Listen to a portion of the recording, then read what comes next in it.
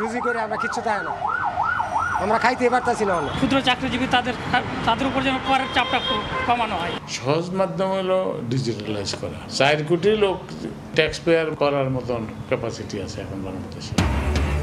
রাজস্ব আদায়ে ভর করে প্রায় 8 লাখ কোটি টাকার বাজেট ঘোষণা আজ। ঘাটতি 2.5 লাখ কোটি টাকার বেশি, স্বস্তির বার্তা চান সাধারণ মানুষ। এনডিএ জোটকে সরকার গঠনে আমন্ত্রণ, ভারতের রাষ্ট্রপতির আন্দোলন অব্যাহত রাখার ঘোষণা কংগ্রেসের। মোদির শপথে যোগ দিতে কাল ভারত যাচ্ছেন প্রধানমন্ত্রী শেখ হাসিনা। এবং জলবায়ু পরিবর্তনে ধুঁকছে সুন্দরবন, লবণাক্ততা বাড়ায়, কমছে গাছ, প্রাণীকুলে আসছে পরিবর্তন। কর্মসংস্থান, ঘরবাড়ি হারিয়ে খুলনায় 10 বছরে এলাকা ছেড়েছে 30,000 পরিবার।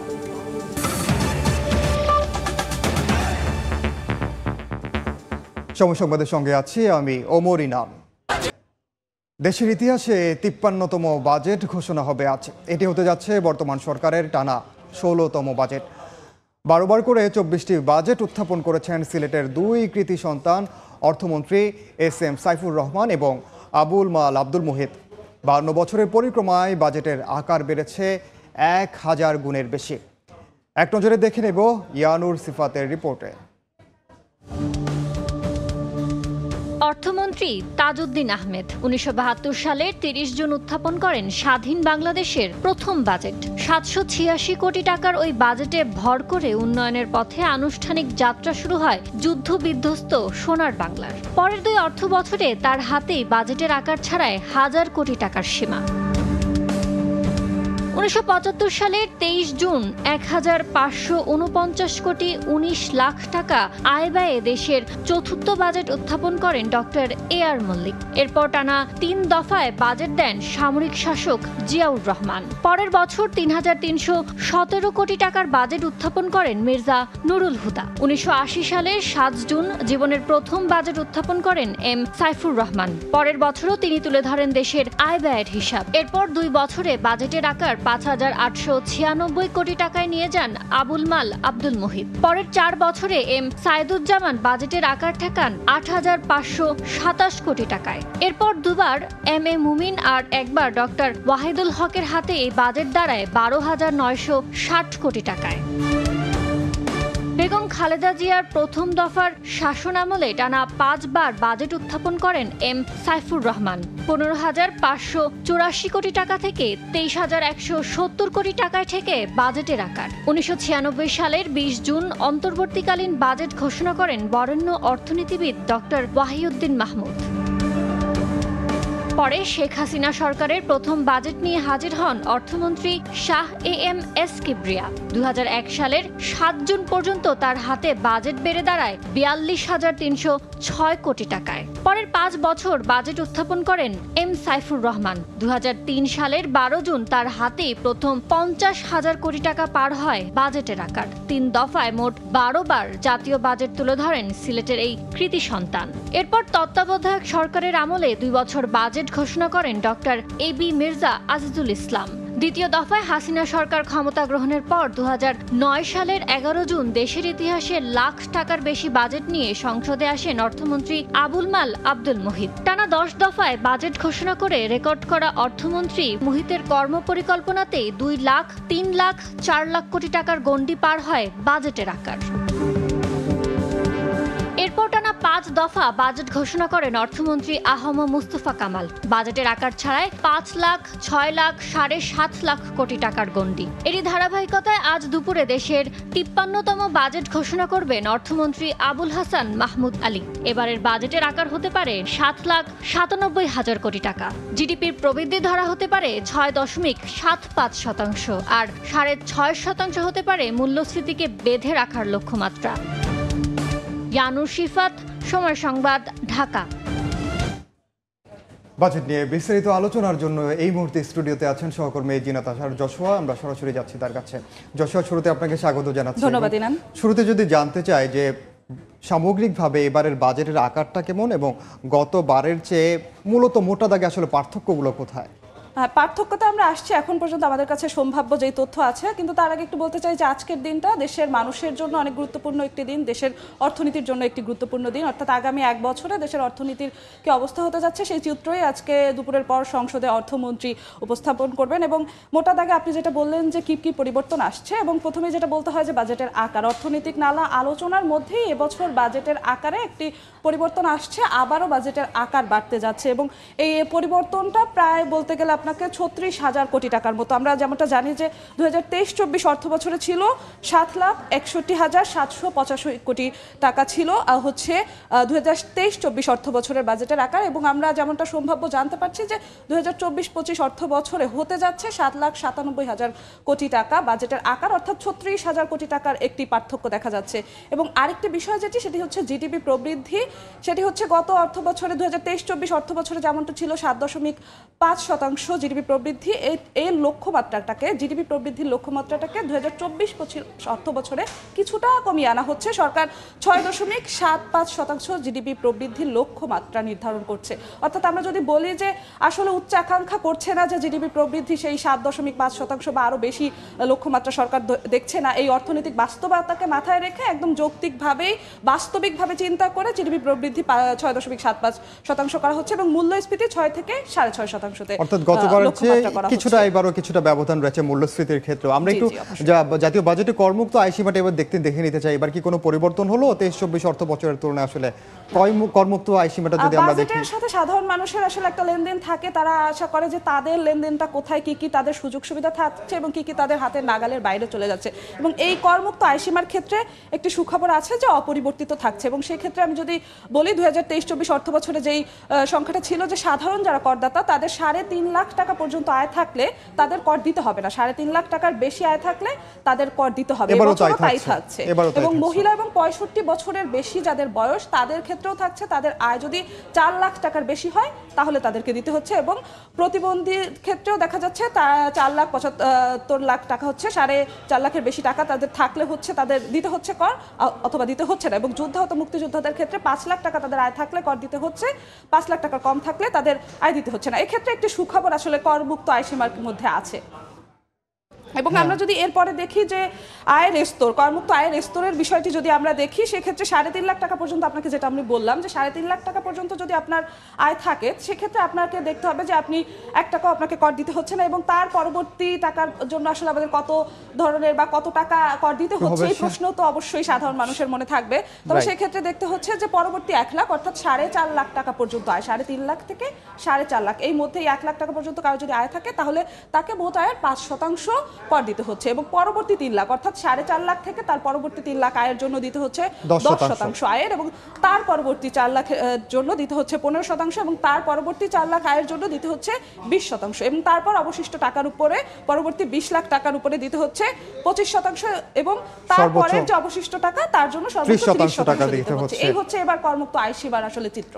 এই মুহূর্তে আমি একটু জানতে চাই যে আমরা আসলে বাজেট নিয়ে যখন কথা বলি সাধারণ মানুষের একটি আকাঙ্ক্ষার বিষয় চলে আসে, এবারের বাজেটে কি সাধারণ মানুষের সেই আকাঙ্ক্ষা কি আসলে পূরণ হওয়ার সম্ভাবনা রয়েছে? কারণ যেই সব খাতে আসলে বরাদ্দ বেশি দেওয়া হয়, বিশেষ করে এডিপিতে যেই সব খাতগুলোতে বেশি বরাদ্দ দেওয়া হচ্ছিল সেই খাতগুলো মানুষের একটু জানার আগ্রহ থাকে খুব স্বাভাবিকভাবেই, যে আসলে এডিপিতে কোন কোন খাতগুলোতে সবচেয়ে বেশি বরাদ্দ পেয়েছে, যেই খাতগুলো সেগুলো যদি আমাদেরকে একটু দেখান। সেই ক্ষেত্রে আমাদের কাছে এখন পর্যন্ত সম্ভাব্য যেই তথ্য আছে সেক্ষেত্রে আমি যদি বেশি বরাদ্দ পাওয়া 10টি খাতের কথা বলি, সেক্ষেত্রে আমরা দেখতে পাই সব থেকে বেশি বরাদ্দ পাচ্ছে পরিবহন ও যোগাযোগ খাত। এটা আপনাকে বলতে হয় যে আমাদের দেশে কিন্তু পরিবহন ও যোগাযোগ খাতে যে উন্নতি সেটা কিন্তু চোখে পড়ার মতো, উন্নয়ন কিন্তু পরিবহন ও যোগাযোগ খাতে যথেষ্ট হচ্ছে, এবং এবছরও আশা করা যায় যেহেতু সরকার এডিপিতে সব থেকে বেশি বরাদ্দ পরিবহন ও যোগাযোগ খাতকে দিচ্ছে, প্রায় 70,688 কোটি টাকা দিতে যাচ্ছে, যদি এই বরাদ্দটাই আসলে বাজেট ঘোষণার পর আমরা দেখতে পাই যে এই বরাদ্দটাই থাকে, সরকার পরিবহন ও যোগাযোগ খাতে সব থেকে বেশি দেয়, আশা করা যায় যে এই বছরও পরিবহন ও যোগাযোগ খাতে আসলে অনেকটা উন্নতি হবে। এবং দ্বিতীয় সর্বোচ্চ যে খাতে বেশি বরাদ্দ দেওয়া হয়েছে সেটা হচ্ছে বিদ্যুৎ ও জ্বালানি খাতে, সেটা হচ্ছে 40,752 কোটি টাকা এবং শিক্ষায় তৃতীয় সর্বোচ্চ বরাদ্দ সেটি হচ্ছে 31,529 কোটি টাকা এবং গৃহায়ন ও কমিউনিটি সুবিধাবলিতে 24,868 কোটি, স্বাস্থ্যে দেওয়া হয়েছে 20,683 কোটি এবং স্থানীয় সরকার ও পল্লী উন্নয়নে দেওয়া হয়েছে 17,986 কোটি টাকা। তো এই মূলত এই ছিল, আরও বেশ কয়েকটি খাত আছে যারা এডিপিতে বেশি বরাদ্দ পেয়েছে, তেমন আছে কৃষি, পরিবেশ, জলবায়ু পরিবর্তন। আমরা এই বিষয়গুলো আসলে পরবর্তীতে ধাপে ধাপে আমরা নিশ্চয়ই দর্শকদেরকে দেখাবো। সামগ্রিকভাবে যদি বলি যে এবারের যে বাজেট নিয়ে আমরা বারবার বলছি যে মানুষের যে আকাঙ্ক্ষার কথা আমরা বারবার বলছি, সেটি হয়তো বা আজকে যে বাজেট ঘোষণা হবে অনেক দেশের ইতিহাসে আমরা বলছি সবচেয়ে বড় বাজেট, আসলে আকারটাও আমরা জানলাম। এখন আসলে সময় এলেই আমরা আসলে বলতে পারবো যে আসলে কি হতে যাচ্ছে। আসলে এবারের বাজেটে সাধারণ মানুষের প্রত্যাশার যেন শেষ নেই, যেমনটা বলছিলাম যে কারো চাওয়া পণ্যের দাম স্বস্তি মিলবে, আবার কেউ বলছে যে শিক্ষা খাতে বেশি বরাদ্দ চান। মূল্যস্ফীতির আবার চাপ বাড়লেও বাড়ছে না কিন্তু কর্ম আয়, কিন্তু হিসেব নিকেশে নতুন বাজেটে সাধারণ মানুষের উপর বাড়তে পারে করের বোঝা, এমন শঙ্কা করছেন চাকরিজীবীরা। এমন হাজারো চাওয়ার ভিড়ে তাদের প্রত্যাশা যেন গুরুত্ব পায়, সেই আশা 2024-25 অর্থ বছরের বাজেটে। সাইফুল ইসলামের রিপোর্ট। সারাদিন মাথার ঘাম পায়ে ফেলে দৈনিক আমিনুল ইসলামের আয় 8 থেকে 900 টাকা, যার তেল আনতে নুন ফুরায়। বাজেট ঘাটতি, মূল্যস্ফীতি কি সে বোঝে না, শুধু বোঝে বাজার করতে গেলে খালি টাকা ফুরিয়ে যায়। রুজি করে আমরা কিচ্ছু তাই না, আমরা খাইতে পারতাছি না, রিক্সা চালায় আগে তো কিছু আয় থাকতো, আয় নাই। একই মত এই শিক্ষার্থীর। শিক্ষা খাতের বাজেটটা যেন তুলনামূলকভাবে একটু বেশি থাকে, পরিবার থেকে খরচ চালাতে, ব্যয় বহন করতে, যাতে শিক্ষা ক্ষেত্রে যেন হিমশিম না খেতে। চাকুরিজীবী এই যুবক আবার ভাবছেন ভিন্নভাবে। কর্পোরেট কোম্পানিগুলোকে আয়করের আওতায় এনে চাকরিজীবীদের করের বোঝা কমানোর দাবি তার। কর্পোরেট প্রতিষ্ঠানগুলো সেগুলোকে কর ছাড় দিয়ে আমাদের মতো যারা ক্ষুদ্র চাকরিজীবী তাদের উপরে কর বোঝাটা চাপে দিচ্ছে। আমরা চাইবো যে ক্ষুদ্র চাকরিজীবী তাদের উপর যেন করের চাপটা কমানো হয়। চলতি মাসে মূল্যস্ফীতি 9.89%। এমন পরিস্থিতিতে বাজারে পণ্যের দাম কমে আসুক, এমন বাণী সাধারণ ভোক্তাদের। যারা গরিব তাকে দেওয়া তো সম্ভব না সব জিনিসই, এ তো কদিন বাদে তো ডিম 200 টাকা হইব ডজন। টাকা পাচার রোধে কি করছে সরকার, এমন প্রশ্ন ছিল অনেকেরই। অর্থ পাচার হচ্ছে, আমরা ইতিমধ্যে দেখতে পাচ্ছি অনেক ঘটনা যেগুলো আমাদের বুকের ভিতরে নাড়া দিচ্ছে। পাচারের উপরে সরকার বিশেষ করে নজরদারি করা হয়। এবারে 7,97,000 কোটি টাকার বাজেটে জাতীয় রাজস্ব বোর্ড এনবিআর এর রাজস্ব আদায়ের লক্ষ্যমাত্রা 5,41,000 কোটি টাকা। রিকশা চালক থেকে চাকরিজীবী, ব্যবসায়ী বা উদ্যোক্তা, সকলেরই চাওয়া আসছে 2024-25 অর্থ বছরের বাজেটে যেমন থাকবে দেশের এগিয়ে যাওয়ার পরিষ্কার রূপরেখা, তেমনি যেন তাদের দৈনন্দিন জীবনযাপনে থাকে স্বস্তির বারতা। সাইফুল ইসলাম, সময় সংবাদ, ঢাকা। যশো, আমরা সাধারণ মানুষের চাওয়া পাওয়ার হিসেব নিকেশ দেখছিলাম। আপনি জানেন যে কৃষি খাত আমাদের জন্য একটি গুরুত্বপূর্ণ খাত, দেশের এক সময়ের আসলে মূল চাবিকাঠি বলা হয় আসলে কৃষি খাতকে এবার আসলে কেমন গুরুত্ব দেওয়া হচ্ছে এবারের বাজেটে? আগেই আপনাকে ইনান যেমনটা বলছিলাম যে এডিপিতে সর্বোচ্চ বরাদ্দ পাওয়া 10টি খাতের কথা, সেখানে কৃষি খাতে মোট এডিপিতে যত টাকা বরাদ্দ আছে তার মাত্র 4.99% আসলে এডিপিতে বরাদ্দ দেওয়া হয়েছে কৃষি খাতকে। এখানে আসলে আমরা প্রশ্নটা করছি যে কৃষি খাতে যদি আমি আরেকটু আপনাকে বলি যে মোট যে জনশক্তি আমাদের আছে তার মধ্যে কিন্তু প্রায় অর্ধেকের বেশি কিন্তু দেখা যাচ্ছে যে কৃষি খাতের সঙ্গে জড়িত, কর্মসংস্থান কৃষি খাতে কিন্তু বেশ অনেকটা। এবং সেই ক্ষেত্রে যদি আমরা বলি যে কৃষি খাতে বরাদ্দ কেমন হচ্ছে, আমরা যদি 2021-22 অর্থ বছরে দেখি সেক্ষেত্রে বরাদ্দ ছিল 21,326 কোটি, অর্থাৎ মোট বাজেটের ছিল 4.1% এবং 2022-23 অর্থ বছরে ছিল 24,220 কোটি এবং সেটা ছিল মোট বাজেটের 3.6%। এবং 2023-24 অর্থাৎ চলতি অর্থ বছরে 25,118 কোটি অর্থাৎ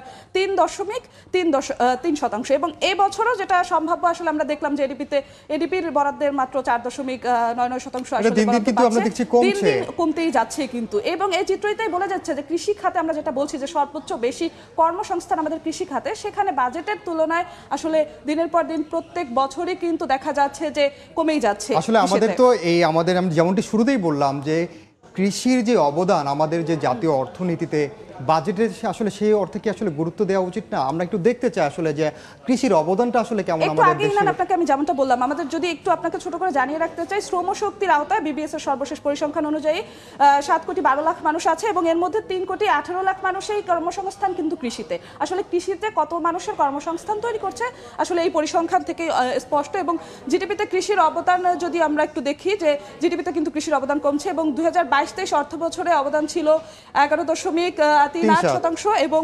2023-24 অর্থ বছরে ছিল 11.37, 2022-23 ছিল 11.38 এবং 2023-24 অর্থ বছরে জিডিপিতে কৃষির অবদান ছিল 11.37%। এবং কর্মসংস্থানের যে বিষয়টি আপনাকে আমি বললাম যে 2022-এ ছিল 3,20,00,000 মানুষ আমরা ছিল। নিশ্চিতভাবে বলতেই পারি যে কৃষি আমাদের অর্থনীতির একটি মেরুদণ্ড। এরপরেও এত বড় একটি অবদান থাকার পরেও আসলে আমরা আশানুরূপ সেই বরাদ্দ কিন্তু দেখতে পাচ্ছি না। আসলে 2022-23 সঙ্গে যদি আমরা এবার তুলনা করি, যেখানে 22-23 ছিল 11.38, এখন আমরা দেখতে পাচ্ছি 23-24 ছিল 11.37, মানে দিন দিন সেটা কিন্তু কমছে এবং জিডিপিতে কৃষির অবদান বাড়ছে, অন্যদিকে বরাদ্দ কমছে। এই ক্ষেত্রে আসলে যে সামঞ্জস্য হওয়ার কথা ছিল সেটি কিন্তু আসলে তো তেমনভাবে হচ্ছে না।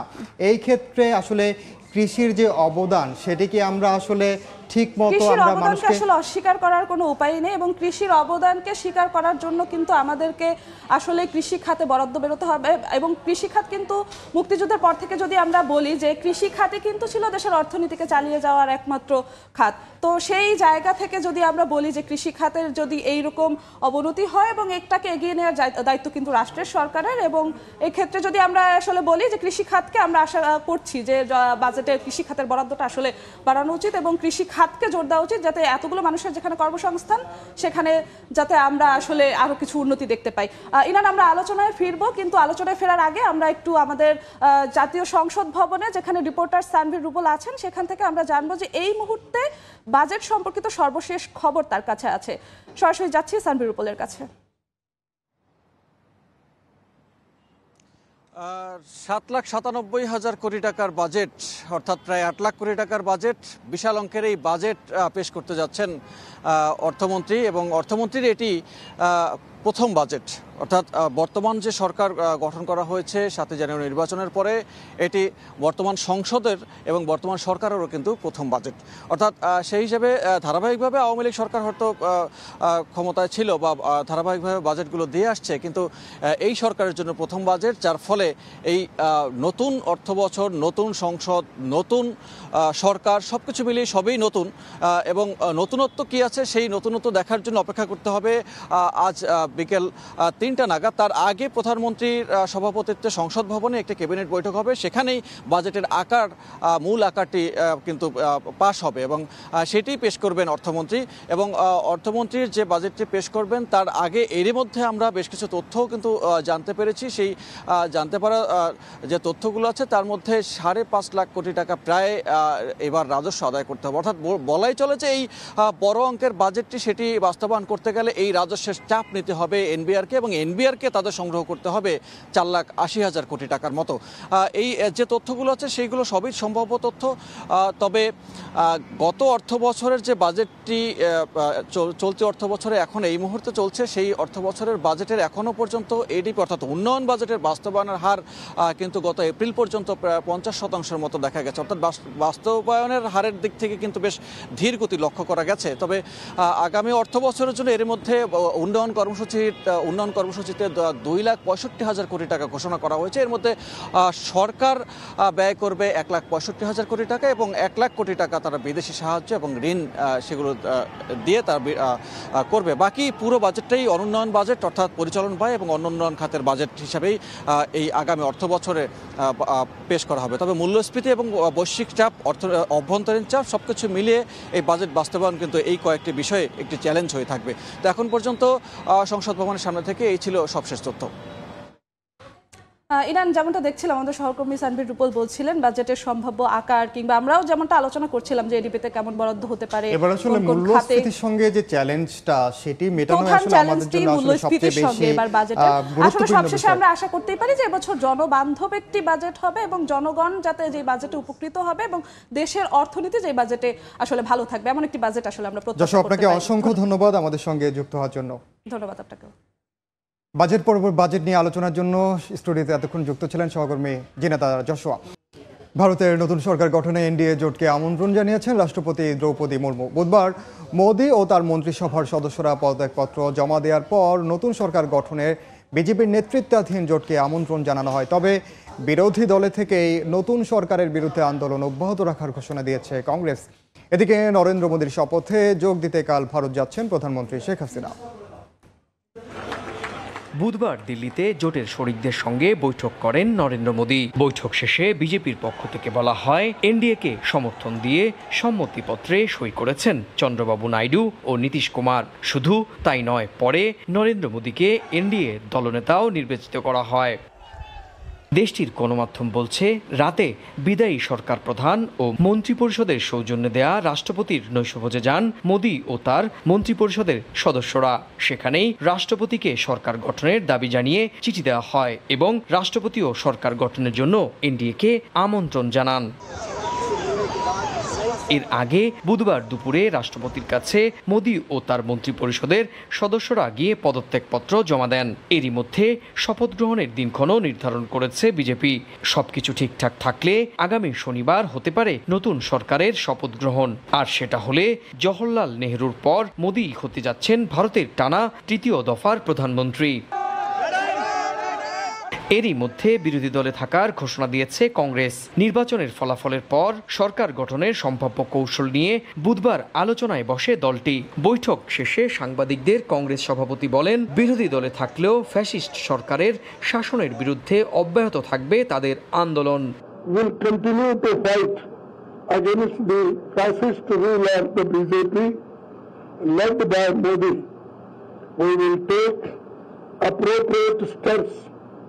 at the appropriate time to realize the people's desire not to be ruled by the BJP's. ভারতের লোকসভায় 543 আসনের মধ্যে সরকার গঠনে প্রয়োজন 272 আসন। একক সংখ্যাগরিষ্ঠতা না পাওয়ায় জোট সরকারে যেতে হয় বিজেপিকে। অন্যদিকে ক্ষমতার স্বাদ না পেলেও 232 আসন পেয়ে চমক দেখিয়েছে ইন্ডিয়া জোট। সুব্রত আচার্য, সময় সংবাদ, ভারত। চট্টগ্রামে রাষ্ট্রপতি কুচকাওয়াজে সালাম গ্রহণ করেছেন সেনাপ্রধান জেনারেল SM শফিউদ্দিন আহমেদ। সেখানে আছেন সহকর্মী কমল দে। সরাসরি যাচ্ছি তার কাছে। কমল, বাংলাদেশ মিলিটারি একাডেমির রাষ্ট্রপতি কুচকাওয়াজ এবং একই সাথে 86তম দীর্ঘমেয়াদী কোর্সের কমিশনপ্রাপ্ত অফিসারদের কমিশন ছিলেন আজকে, এবং কিছুক্ষণ আগে সেনাপ্রধান জেনারেল SM শফিউদ্দিন আহমেদ সে কুচকাওয়াজে সালাম গ্রহণ করেছেন এবং তিনি এখন কিছুক্ষণের মধ্যে এসে যে কমিশনপ্রাপ্ত যে 181 জন নবীন অফিসার তাদের র্যাঙ্ক ব্যাচ পড়িয়ে দেবেন। এবারে যে BMA 86তম দীর্ঘমেয়াদী যে লং কোর্স, সেই কোর্সে এবার 181 জন অফিসার কিন্তু কমিশনপ্রাপ্ত হচ্ছে। এর মাঝে পুরুষ অফিসার রয়েছেন 142 জন এবং নারী অফিসার রয়েছেন 38 জন। এর মধ্যে একজন শ্রীলঙ্কান অফিসার রয়েছেন। তো সর্বময় অর্থাৎ আজকের এই কুচকাওয়াজে সর্বশ্রেষ্ঠ যে অর্জন করার জন্য মোহাম্মদ পারভেজ আহমেদ জয়কে তিনি সেনাপ্রধান যেমন পদক পেয়েছেন, ঠিক তেমনি তিনি ছোট বর্ণনা পেয়েছেন। একই সাথে শ্রীলঙ্কান অফিসারও পেয়েছেন, তিনি পুরস্কার পেয়েছেন। বাংলাদেশ ভারত মৈত্রী যে অফিসার, সেটি পদকটি পেয়েছেন শ্রীলঙ্কান যে নবীন অফিসার তিনি। আর আজকের এই কুচকাওয়াজ অনুষ্ঠানে সেনাপ্রধান জেনারেল SM শফিউদ্দিন আহমেদ একটি কথা বলেছেন নবীন অফিসারদের উদ্দেশ্যে। তিনি বলেছেন, শরীরের শেষ রক্ত বিন্দু দিয়ে হলো দেশের স্বাধীনতা এবং সার্বভৌমত্ব রক্ষায় তিনি নবীন অফিসারদের কাজ করার জন্য তিনি আহ্বান জানিয়েছেন। এবং বলা চলে আজকের যে নবীন অফিসারদের যে 181 জন নবীন অফিসার আজকে কমিশন প্রাপ্ত হতে যাচ্ছেন, এবং একই সাথে তারা রাষ্ট্রপতি কুচকাওয়াজ, যেটি আসলে একটা সেনাবাহিনীর একটা ঐতিহ্য, বাংলাদেশ সেনাবাহিনীর একটা ঐতিহ্য, এবং এই চট্টগ্রামের BM এর যে মিলিটারি একাডেমি সেখানে সেটি সম্পন্ন হয়েছে। এবং এখন সেনাপ্রধান এসে নবীন অফিসারদেরকে তিনি র্যাঙ্ক ব্যাচ পড়িয়ে দেবেন। এর আগে কিন্তু সেনাপ্রধান যখন এই BMA তে আসেন তাকে গ্রহণ করা হয়, এরপর তিনি কুচকাওয়াজ সালাম গ্রহণ করে কুচকাওয়াজ পরিদর্শন করেছেন। এখন তিনি কমিশন প্রাপ্ত 181 জন অফিসারকে তিনি র্যাঙ্ক ব্যাচ পড়িয়ে দেবেন। এখন পর্যন্ত আমার কাছে ছিল একদিকে রাষ্ট্রপতি কুচকাওয়াজ, অন্যদিকে বাংলাদেশ মিলিটারি একাডেমি 86তম দীর্ঘমেয়াদী প্রশিক্ষণ কোর্সে যে 181 জন নবীন অফিসার কমিশন প্রাপ্ত হতে যাচ্ছেন তার সর্বশেষ। সরাসরি যুক্ত ছিলাম চট্টগ্রামে। সিলেটের বৃষ্টিপাতের খবর। বৃষ্টিপাত কমে যাওয়ায় কমতে শুরু করেছে সুরমা সব নদীর পানি। তবে এখনও সিলেট ও সুনামগঞ্জ অঞ্চলের কিছু এলাকায় পানি বিপদসীমার উপর দিয়ে বইছে। সিলেটের সুরমা নদীর পানি উঁচু জায়গা থেকে নেমে গেলেও কিছু কিছু জায়গায় এখনও জলাবদ্ধতা রয়ে গেছে। তবে বৃহস্পতিবার সামান্য বৃষ্টিপাতের সম্ভাবনা রয়েছে বলে জানিয়েছে স্থানীয় আবহাওয়া অফিস। এদিকে সুনামগঞ্জে সকাল থেকে গুড়ি গুড়ি বৃষ্টি হচ্ছে। জেলার 5টি সীমান্তে পানি কমছে। ভারতীয় ঢলের পানি জগন্নাথপুর উপজেলার পায়েলগাঁও এলাকা দিয়ে বাঁধ ভেঙে হাওড়ে প্রবেশ করছে, তবে এখন পর্যন্ত কোনো বাড়িঘরে পানি ওঠেনি। এ পর্যায়ে শীর্ষ সংবাদগুলো জানিয়ে দিচ্ছে আরেকবার।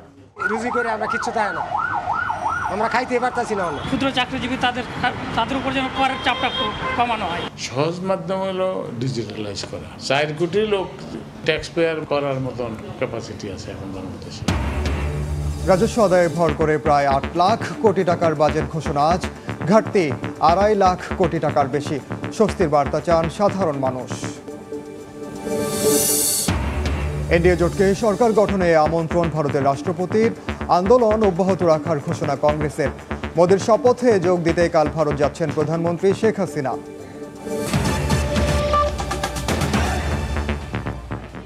এই ছিল সময় সংবাদে। এ সময়ের বাণিজ্যের সঙ্গে থাকবেন সহকর্মী আফরোজা মৌটুসি। ধন্যবাদ ইনান। এ সময়ের বাণিজ্য নিয়ে ফিরছে কিছুক্ষণ পর, সঙ্গে থাকুন সময়।